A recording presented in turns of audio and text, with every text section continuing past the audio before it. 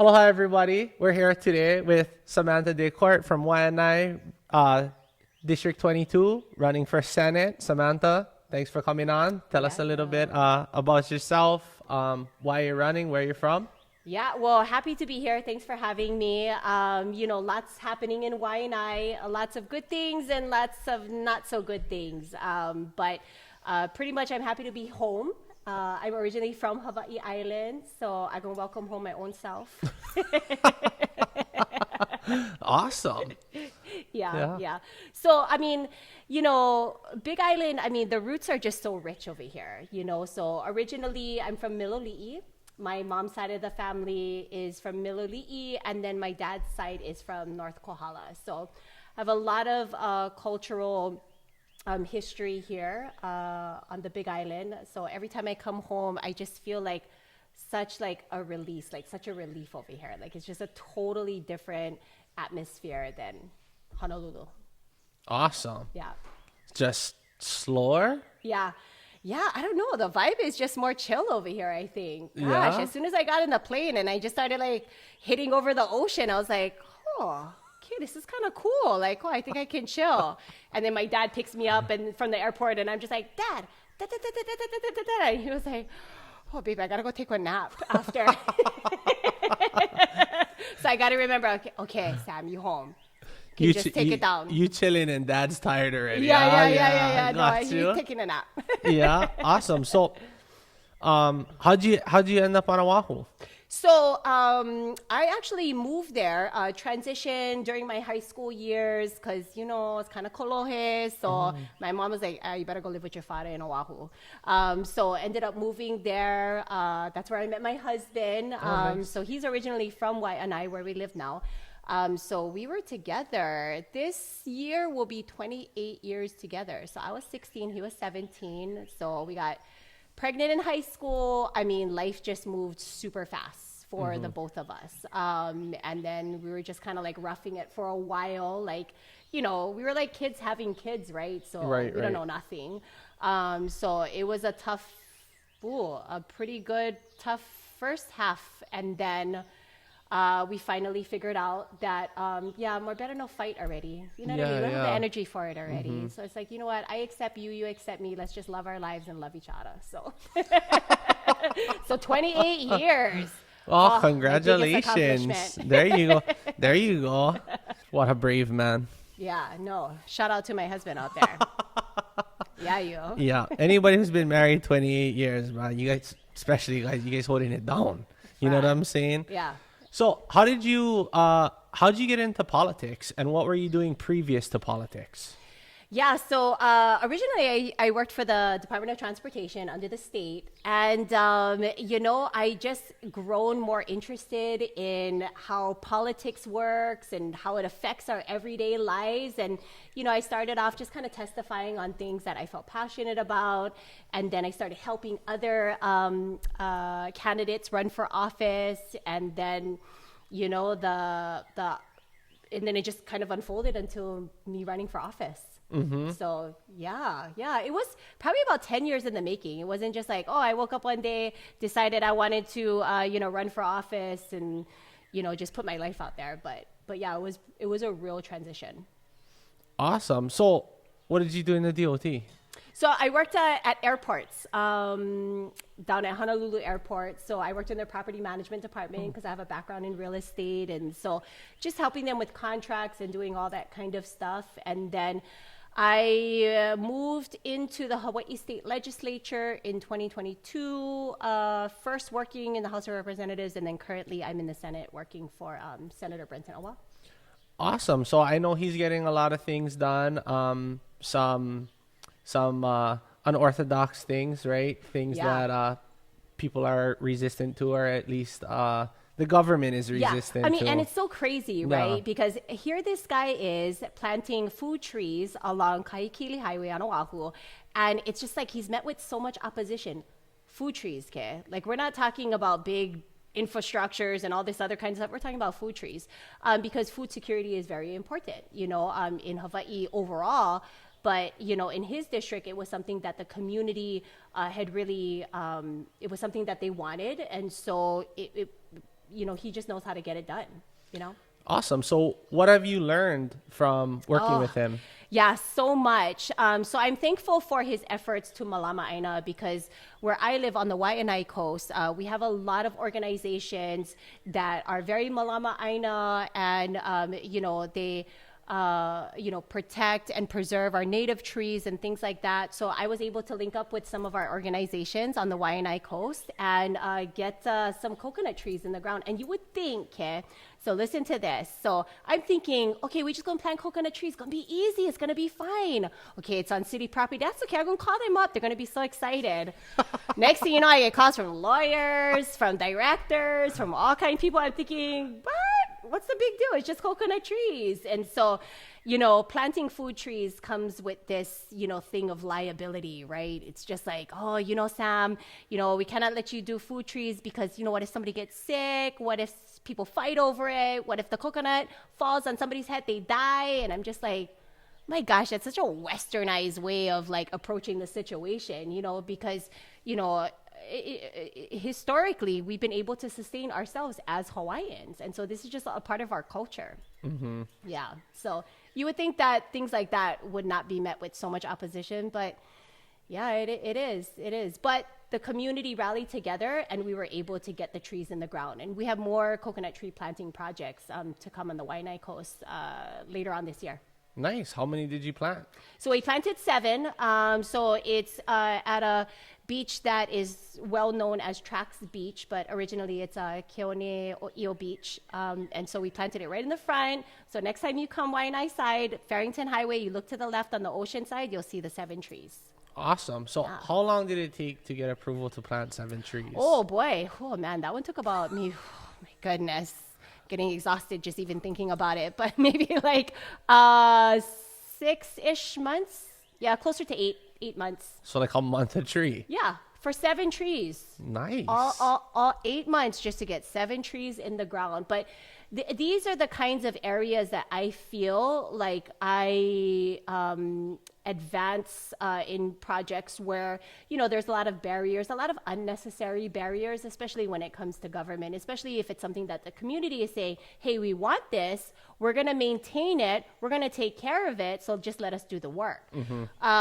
So because that was such a successful project, now we've built a good rapport with the city and county of Honolulu, and they're more open to us planting more coconut trees on the Waianae coast. So it worked out.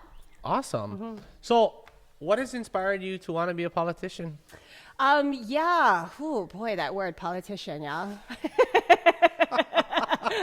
I like to say leader. Okay. But yes, but it is what it is. I'm running for political office, so it is a politician. There's a narrative out there. And I will say there are good politicians, but there are also ones that maybe time to retire already. And so for me, I know I have very strong leadership skills, so when I see areas that are being neglected, and this is just me, right? Like, so I'm the kind of person that if I see something that needs to be fixed, I just kind of jump in.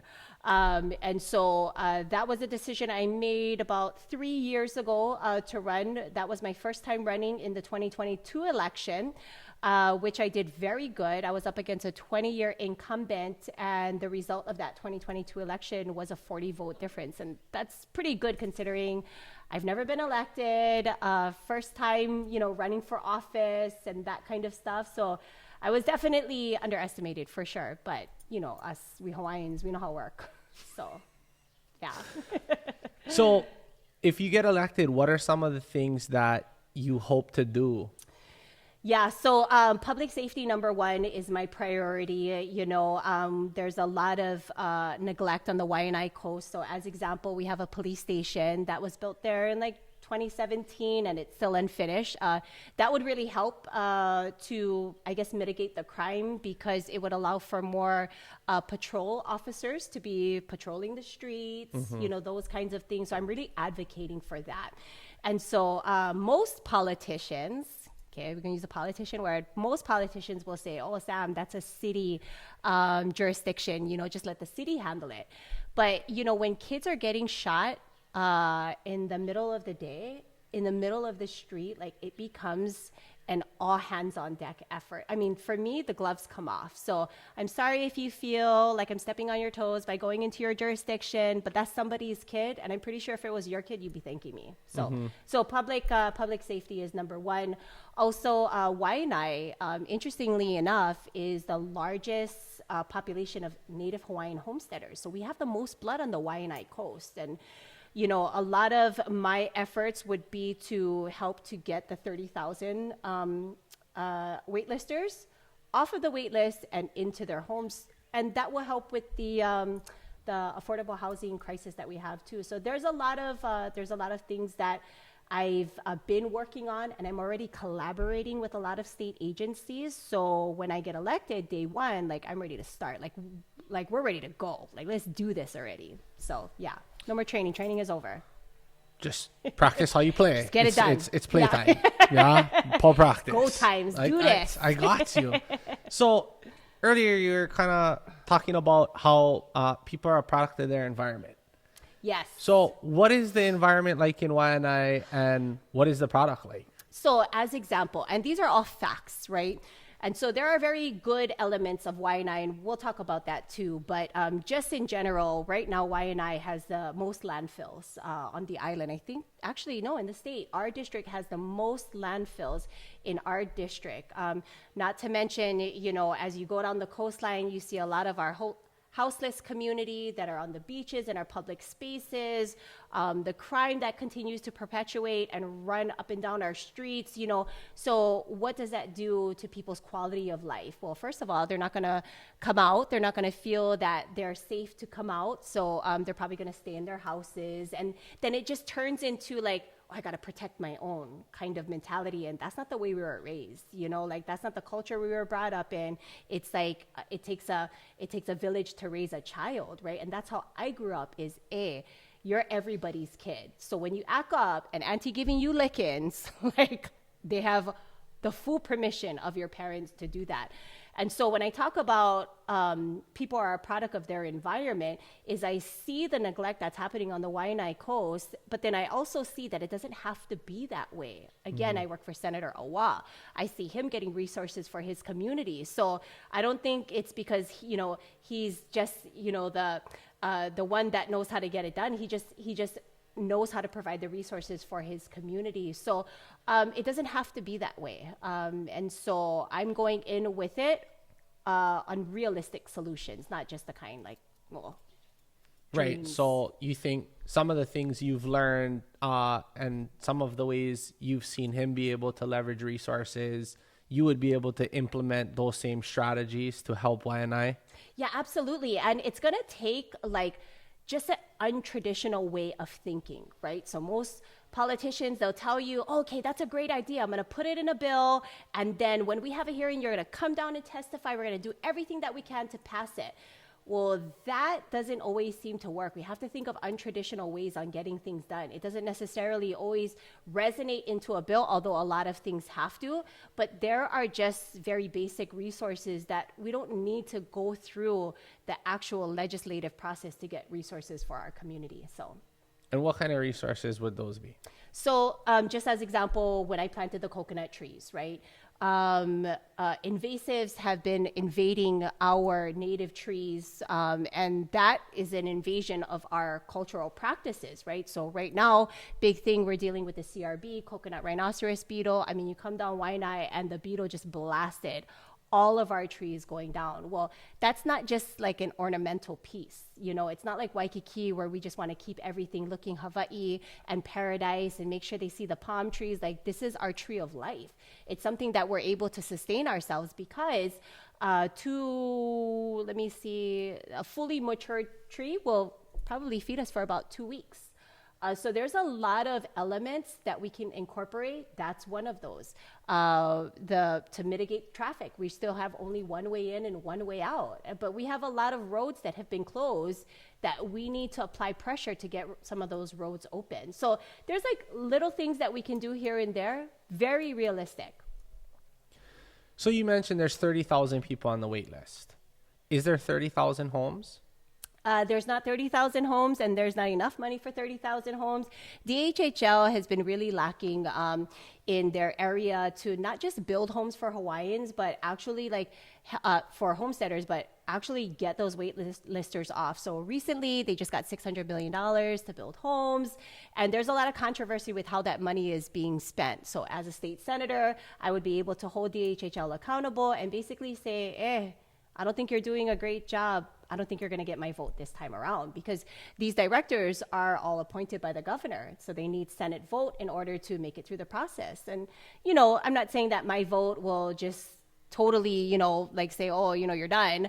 There's 24 other senators, but I mean, it definitely highlights and exposes a wrongdoing as far as I'm concerned. Is there a plan for that? Yeah, for the 600 million? To house 30,000 people. Yeah, so I mean, so this situation is kind of layered, because for the 30,000, I mean, these people have put their name on the list 50 years ago, 60 years ago, things like that. So now they could qualify back then, but they're living off of fixed income now. So now they cannot qualify. Now. So now it's about funneling through who can qualify, but now we're dealing with cost of living. Now we're dealing with inflation. Now we're dealing with mortgage rates shooting higher and higher. And not to mention those that have their homestead properties, there's no equity in there, So a lot of the ones that do have their properties, a lot of them are deteriorating because they're single wall construction. It was built 50, 60 years ago. And so the foundation is all the kind, and, everything is falling apart because it's just normal wear and tear. It's not necessarily it was bad construction. It's after 60 years, it's tough. But yeah, so as far as getting the 30,000 people off, it's a little bit more layered than that, but that's where the director of DHHL comes into play. And so, I mean, this was the guy that said he could do the job, so let's see if he can do the job. I guess we'll see. We'll see. We might have to bring you in and bring your plans in. And hey, you know what? Let Max get in here. Build some homes for these Hawaiians. Keep Hawaiians in Hawaii. They're moving to the mainland. They're doing all kinds of stuff. And we have to be here in Hawaii, because Prince Kohio, who passed this law in 1920, it's the Hawaiian Homes Commission Act. So Prince Kohio, just a little bit of history. This is not going to be boring, I promise. But Prince Kohio actually was a non-voting member of Congress. So he was a part of the monarchy when it got overthrown. He left for a little while because, that's a hard hit. Here we're a monarchy. Next thing you know, we've been overtaken. So he comes back, runs for political office, gets a seat in Congress, goes up to DC, fights for Native Hawaiians to get the land. So now here we are. We have a right to own land here in Hawaii. That's been about 100 years now. And we've only been able to award maybe 9,000 leases. 100 years, Max. How much can you build? How much houses can you build in 100 years? Thousands. but you see, this should not be rocket science. You know what I mean? Developers have been doing this for years and for decades. Because what's going to happen is if we don't start housing Hawaiians, when they move, they're not coming back. And that's a threat to our culture, because Prince Kohio said in order for the Native Hawaiian people to be rehabilitated, we have to place their feet back on the soil. That's Hawaii soil, not Colorado soil, not Washington, not Vegas, here in Hawaii, because it's our connection to Aina. It's our relationship with the land. That's what we're salvaging. Yeah. So does DHHL provide any type of rental programs? They're starting to implement that, actually. And so that's actually one of the controversial topics is providing an opportunity for people to rent. However, that's not according to the Hawaiian Homes Commission Act. So he's kind of going off track a little bit. And of course, I'm not sitting in his seat. I don't know how he's thinking. I'm not sure, what him and his team is discussing.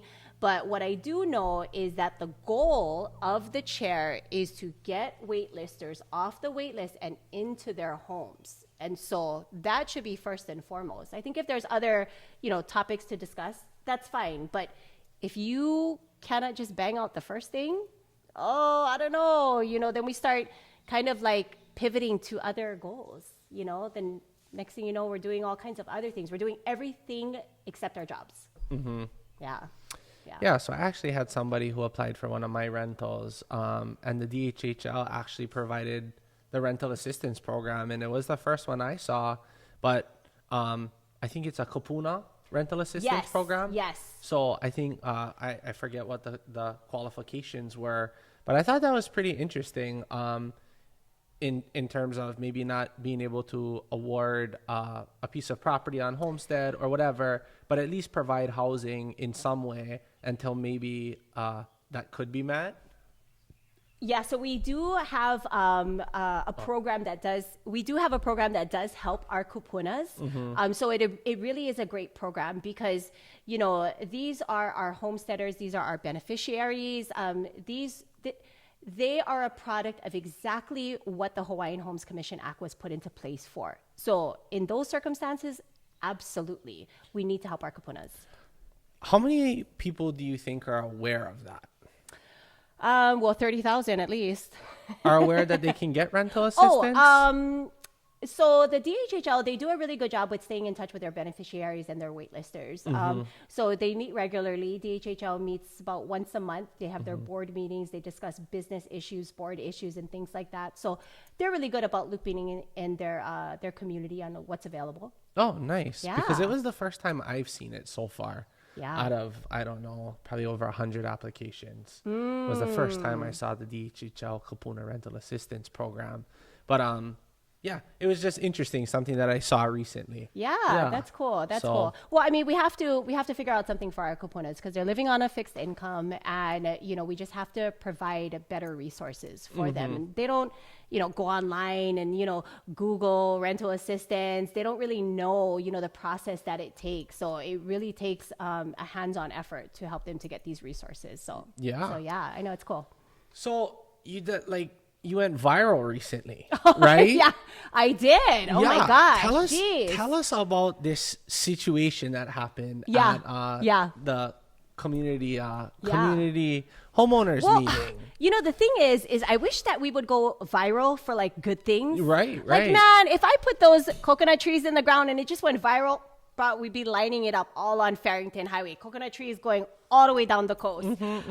So, you know, it's just interesting now that I'm running for political office the second time around. Because I got so close in my last race, it ends up kind of like, you know, triggering some people apparently. But, you know, one thing that I learned when it comes to politics, politics is ruled by power. Everybody thinks it's money, but it's not. It's power. And when people who have the position of power encounter somebody who threatens to take that power from them, it's met with a very aggressive response, which is what I'm faced with now. And so that situation that ended up going viral, it's one of the many responses that I met with because, again, it's a fight for power.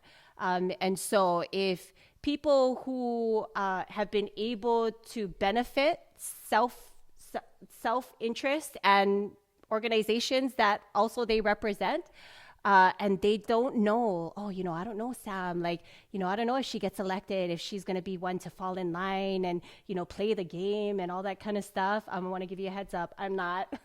But it's threatening to people that are in position of power. And, you know, I'm just coming out of nowhere, doing the work, wanting to help my community because I see that they're underserved and I see that it's being neglected. And, you know, I'm just here to get it done. How does that make you feel?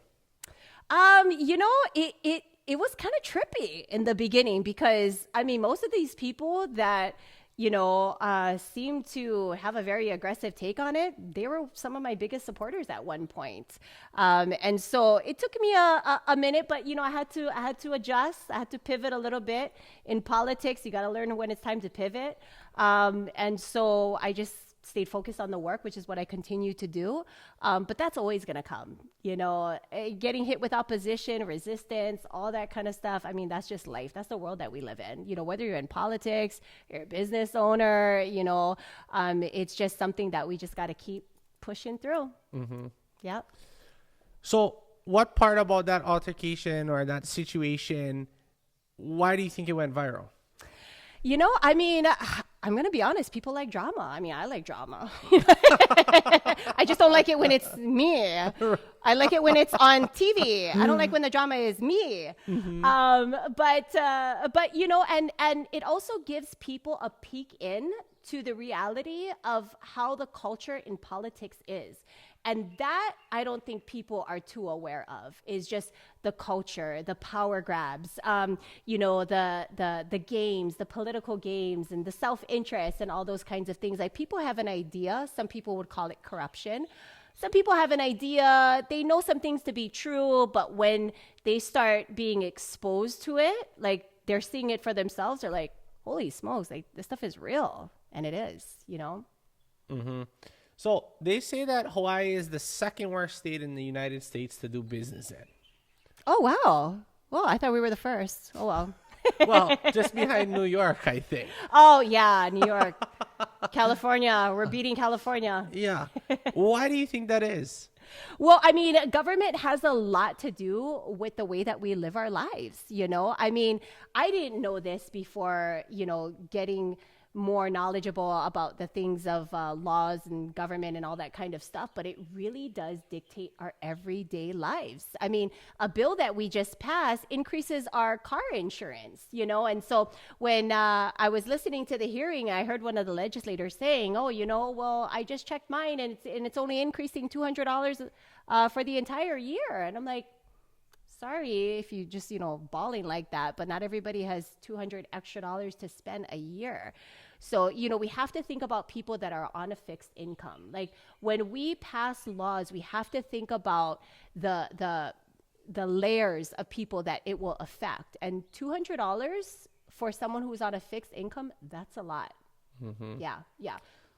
Why did they pass that? Why is the car insurance going up? Yeah. So, I mean, so this is what I've also realized, and to get to your question, is that we just seem to be penalizing the people that are continuing to follow the law, do good in their, whether it's driving or whether it's, you know, getting permits or whatever, because it just seems to be penalizing the people that are doing good, where really it doesn't do anything to decrease the amount of traffic fatalities, DUIs, those kinds of things. So we're not really getting to the root of the problem. I mean, I guess you're sending out a message that, yeah, we're going to be harsher when it comes to, you know, illegal drivers or reckless driving, but you're only penalizing the people that are actually following the laws. Mm-hmm. So, yeah, so I mean, it's not working.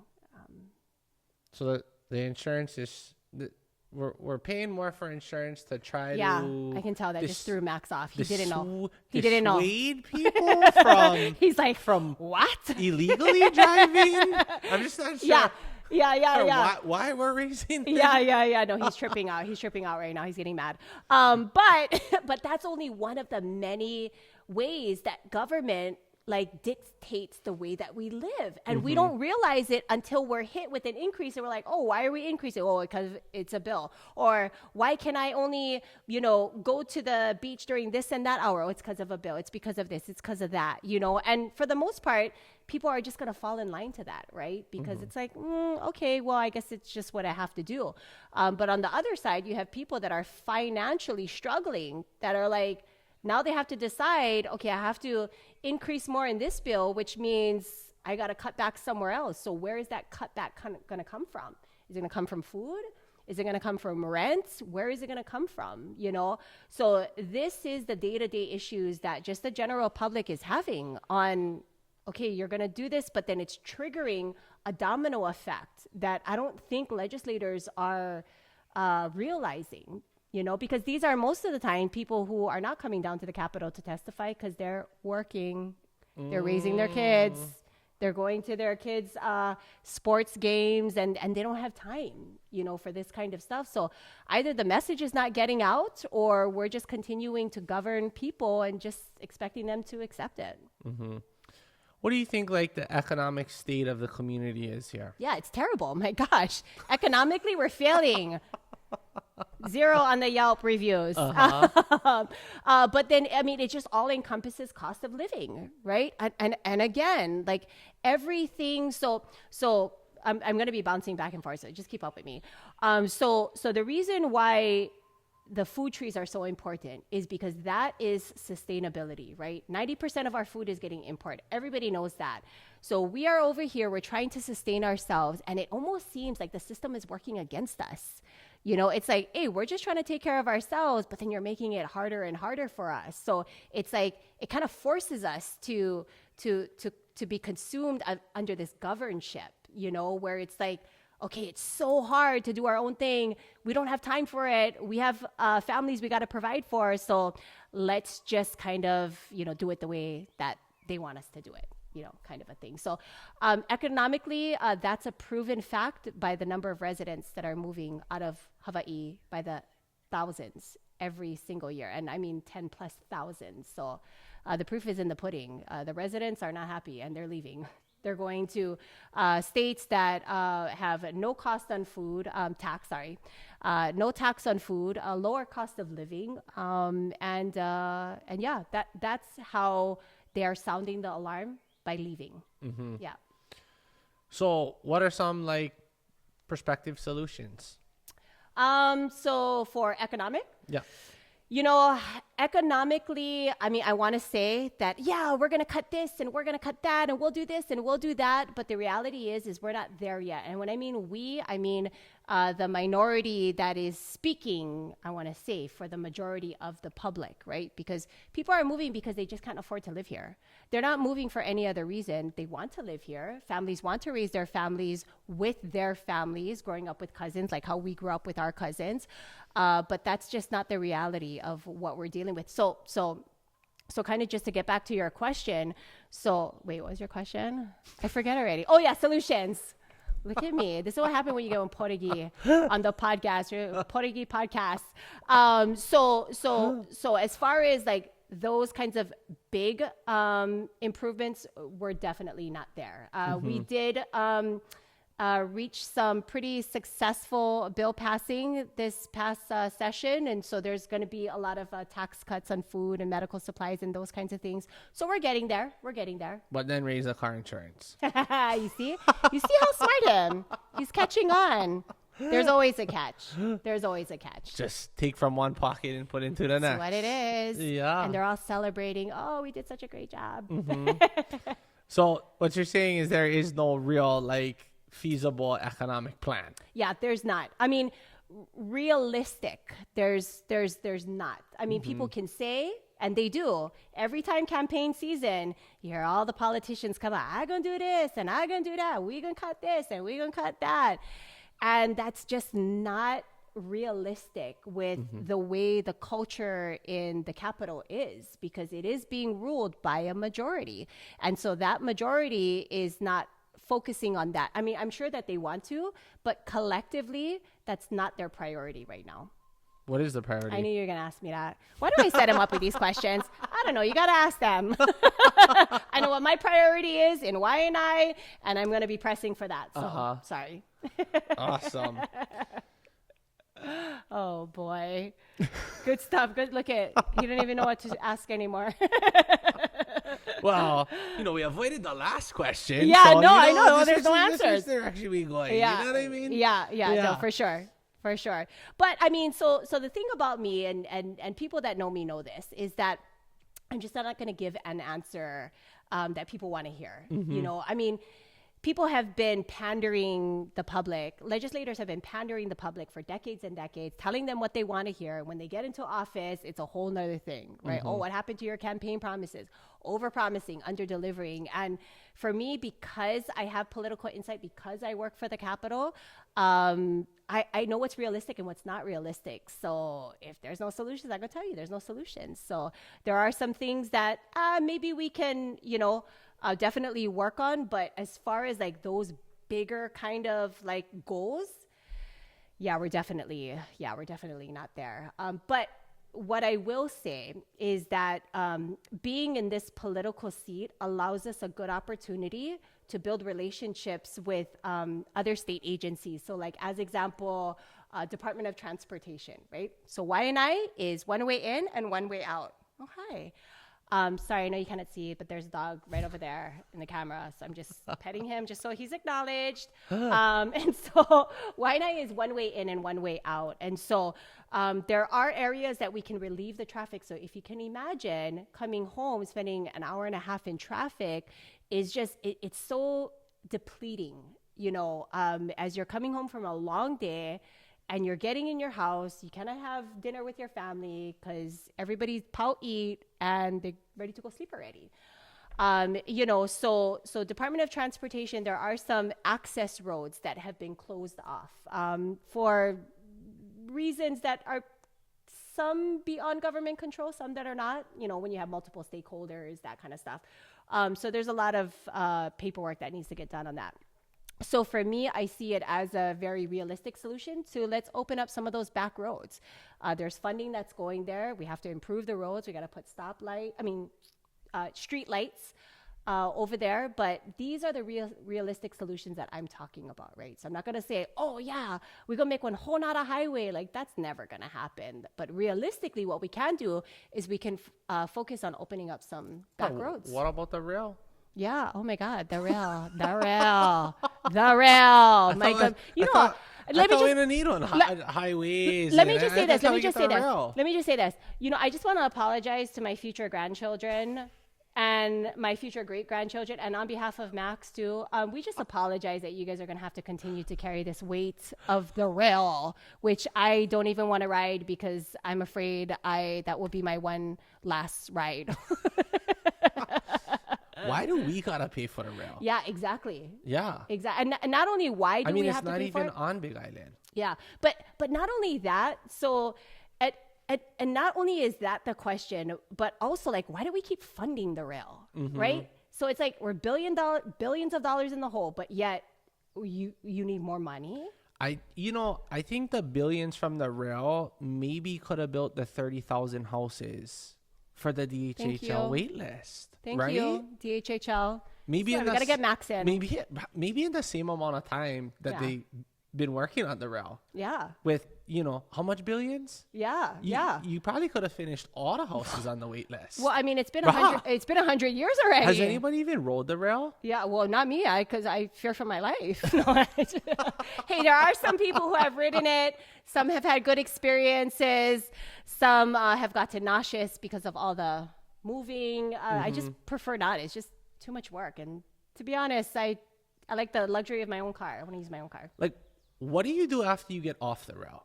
You ride the bus or something? Or like, what's the, like, so apparently it's supposed to take you from the west part of the island, right? So west Oahu, it is supposed to take you into town. So I guess the person that would benefit the most out of it, I guess somebody who lives on the west part of the island and works in town.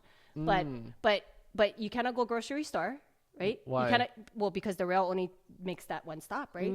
So people who, like, as example, like if I'm going to work, right? Because I live in Wahine. So when I go to work and I gotta stop at the grocery store, I gotta go Costco, I gotta go Walmart, I gotta do all these kind of things. Well, I'm doing it on the way home or on the way to work. So a lot of my errands, just like a lot of residents on Wahine, their errands are being done on the way to work or maybe on the way home. So yeah, I mean, to each his own. I'm sure the people that, can benefit from it, like how I said, the ones who work there, I'm sure they love it. Is it fully operating? Apparently it is. Yeah. I don't follow too much of what's going on with it because, I can't help but to, find out new information and just roll my eyes. Yeah. I probably would trust riding the city bus more than I would ride the rail. We have actually a really good city bus system. Comes every 20 minutes, like clockwork. Really good. Just don't sit all the way in the back.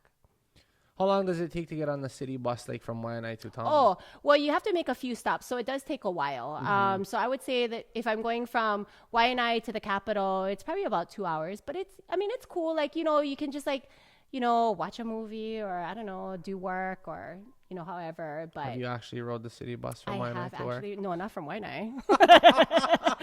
Hey, I got things to do. Clock is ticking. We got moves to make. I got places to go. So yes. You got campaigning to do. I got campaigning to do. I get trees to plant. I got all kind of stuff going on. You could keeping me campaign busy. on the city bus. I could. That's Yeah. a good idea. I should Yeah. get people to register to vote. See? There you On go. the city bus. Look at this guy. I'm hiring for Yeah. him a campaign manager. Right? Because most of the people, Wahine, blue collar workers, Yeah. most of the people riding the city bus, Yeah. it's probably the same demographic. Oh, there you go. Look at See, this is the business mentality, this guy. I won't even send you the bill for this one. Yeah, that was a free one. That one was on the house. Yeah. I love it. Hey, that's a really good idea. Like, no joke, for real. For real. I'm going to pay some college kids to just go ride the bus back and forth all day. Yeah. Register people. Right there to vote. There you go. We probably shouldn't post this. You can find somebody Look at else this doing guy. the same thing. I know. She's on the city bus. We're going to be on the city bus. Yeah. Oh, boy. So, how do you avoid the misappropriation of funds? Well, the misappropriation of funds, there's a moral issue that I think that we have to focus on. So there's all of these bills that are trying to limit corruption, because it basically comes down to corruption, right? And so every year the legislature tries to tighten up on ethics laws, tries to tighten up to avoid corruption.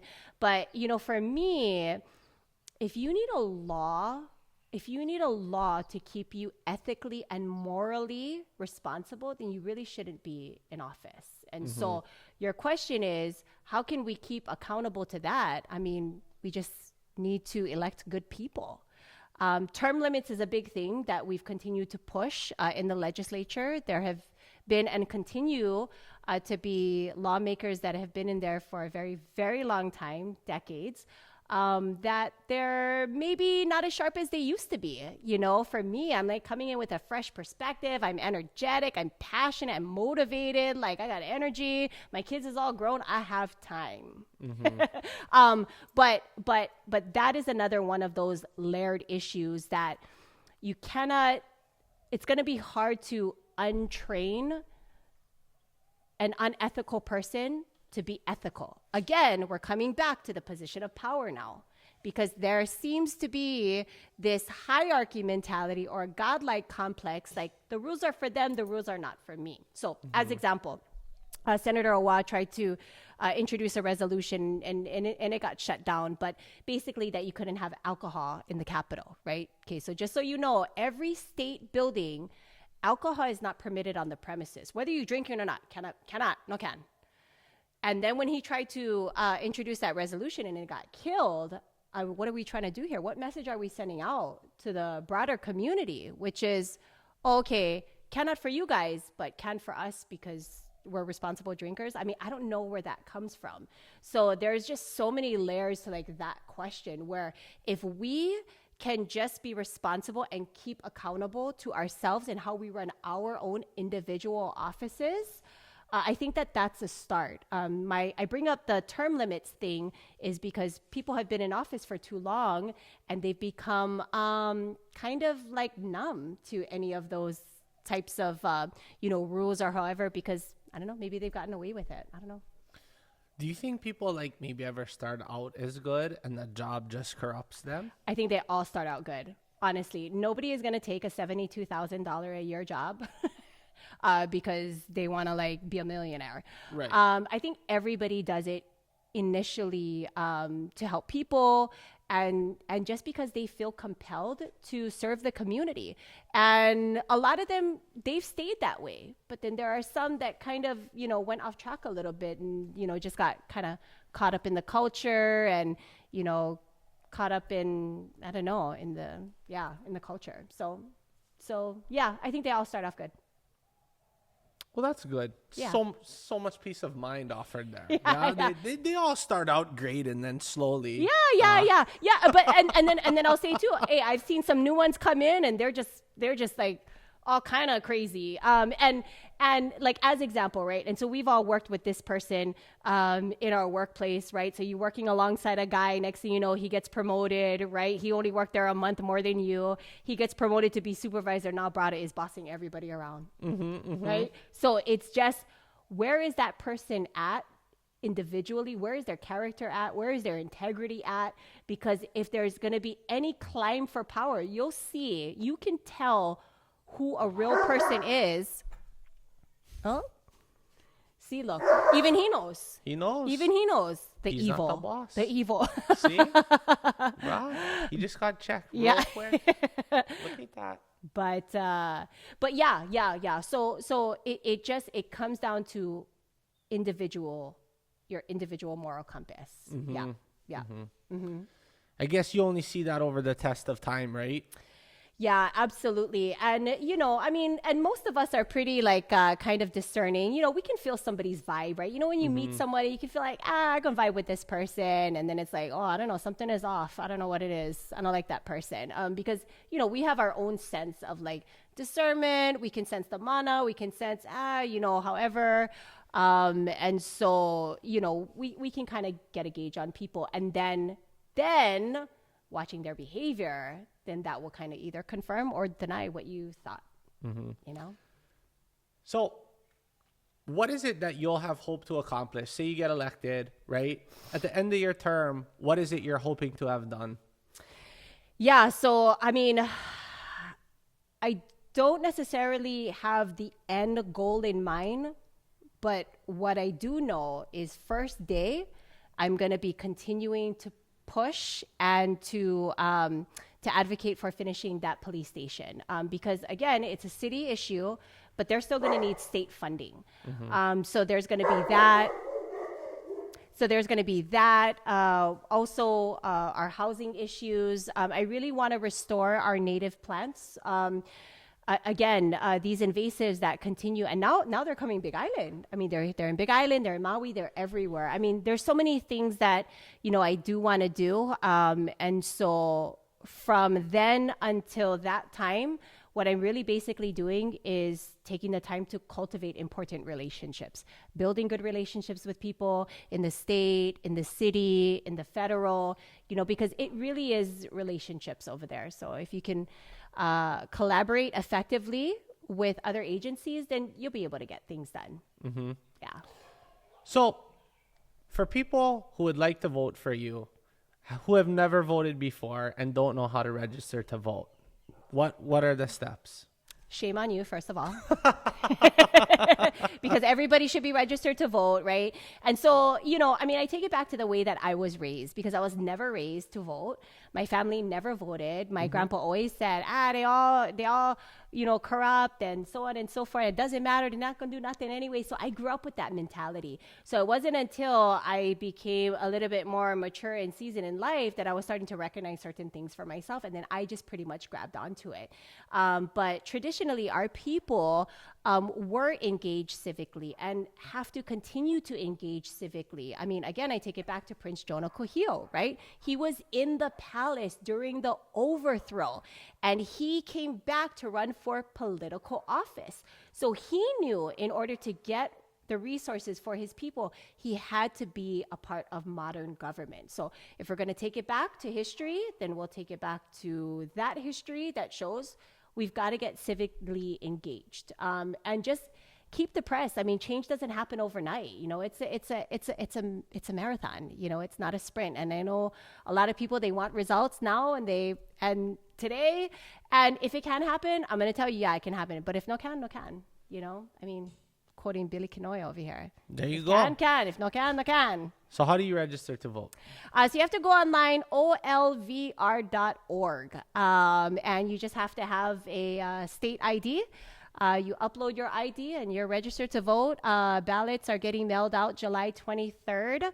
So it's going to come to your mailbox. You can fill it out at home, mail it back in. August 10th is the primary election, and then November 5th is the general election. So we're getting pretty close. It's about 5 months away from the general election. So is there any community locations you're speaking at, or are you doing any kind of your interaction with the public? Where can people come to see you, meet you, talk to you? Yeah, so I don't have anything planned yet, just kind of focused on the work right now.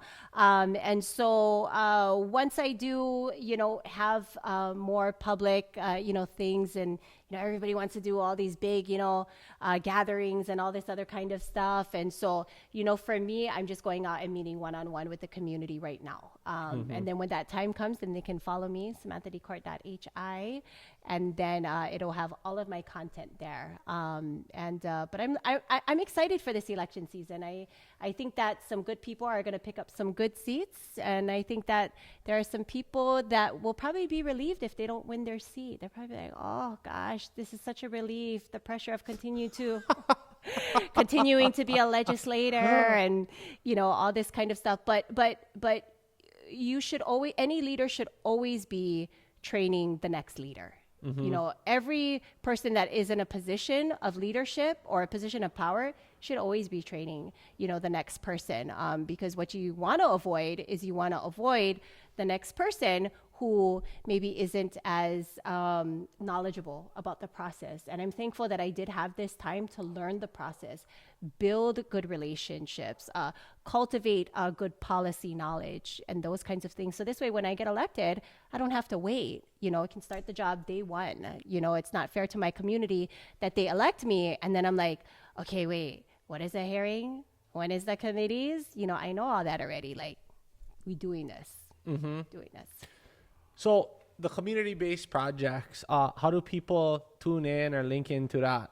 Yeah, so there's a lot of community-based projects out there. I mean, there's neighborhood boards, there's the civic clubs. I mean, there's so many areas, especially in Wahine, that you can get plugged in. So this is what I'm so thankful, and I love Wahine because we're very connected in so many ways, which is what makes us so unique and which makes us so identical to each other, is because we're kind of like isolated, like how you had mentioned, in a way, but then also like that's kind of good because it kind of like forces us to lock arms with each other, So when we do have a situation where we got to rally the community together, well, Coconut Wireless is the best way to get the word out in Wahine. Social media is big, but man, like Coconut Wireless, it spreads. And so, I mean, just get involved in any way that you can, but get involved in a way that you want to be active as well, because there's no perfect organization, there's no perfect politician or legislator, but it's going to be a collective effort, with the community that says, you know what, let's do this, because everybody plays their part, right? The legislator plays their part, the community, the teachers, the parents, the children, the boxing coach. I mean, everybody plays a part in making sure that we just have a better quality of life on the Wahine Coast. Awesome. All right, guys. Yeah. Well, Samantha Decorte, building community, native plants, safety in Wahine. You can find her at SamanthaDecorte.hi. That's your IG handle. Yep. SamanthaDecorte.hi. Yeah. Yep. Awesome. Thanks for coming on. Anything you would like to leave these beautiful people with? No, I'm good. Love being back home. Hey, you coming Waianae next week? Okay, I'll take you for the tour. Okay. I'm gonna take you for the Can tour. we golf out there? Golf. Yeah, in Wahine. yeah, we got one golf course. We can hit some balls over there. Awesome. But yes, please come to Waianae. We have so many great beaches there, so many opportunities to meet some good people. And, I just want to thank you for continuing to, just promote our platform and the good things that we're doing on the Waianae Coast. I mean, it's great. We're breaking ground over there, and we're really making moves on the Waianae Coast. So yeah, definitely seems like it. Yeah, seems like you guys are really trying to make a lot of progress, a lot of good things going on. Yep. Awesome. Well, Good. Thanks, guys. We see you on the next one. Aloha.